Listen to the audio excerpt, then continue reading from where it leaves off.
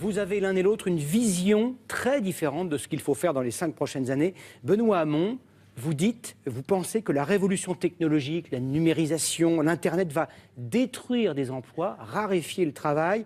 Les économistes sont loin de partager cette opinion. D'où tirez-vous cette certitude que le travail va être massivement détruit par la révolution technologique ?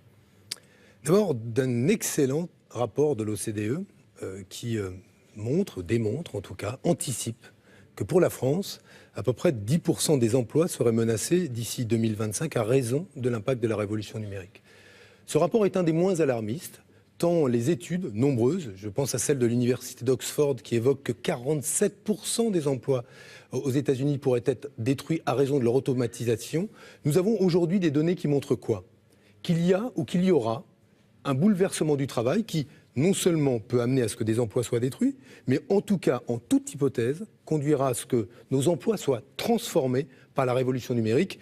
Là encore, je rappelle les travaux remarquables aussi du Conseil d'orientation pour l'emploi placé auprès du Premier ministre, qui indique que pour la France, un emploi sur 2 pourrait être directement impacté par l'automatisation. Quelles conséquences en tirer ?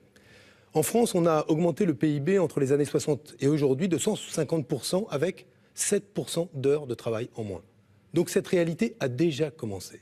Ça n'est pas que le secteur industriel qui est concerné, c'est aussi le secteur des services. Et ce que je pense, c'est que cette révolution numérique est une bonne nouvelle. C'est une bonne nouvelle si elle permet à l'humanité, à la France, à l'économie française, de produire tout ce dont nous avons besoin avec moins de travail humain. Encore faut-il, et c'est là la question centrale qui nous est posée, savoir comment nous partageons le travail. Aujourd'hui, il est partagé de manière très inégalitaire entre ceux qui ne travaillent pas et ceux qui travaillent et qui se séparent, eux, en 2 catégories. Ceux qui sont plutôt contents d'aller travailler le matin, qui d'ailleurs sont ceux qui font les lois travail. Et ceux qui, aujourd'hui, ont un travail, sont contents d'avoir un travail, mais n'en vivent pas bien. Ils souffrent ou n'en tirent pas une rémunération qui soit correcte. Eh bien, moi, je souhaite que ce partage inégalitaire du travail soit modifié par quoi ? Par le fait d'anticiper les conséquences de cette révolution numérique et de proposer un nouveau pilier à notre protection sociale, le revenu universel d'existence, mais aussi que demain, les baisses de cotisations sociales patronales qui ont été consenties dans le passé sans contrepartie, le soient désormais en contrepartie de quoi ?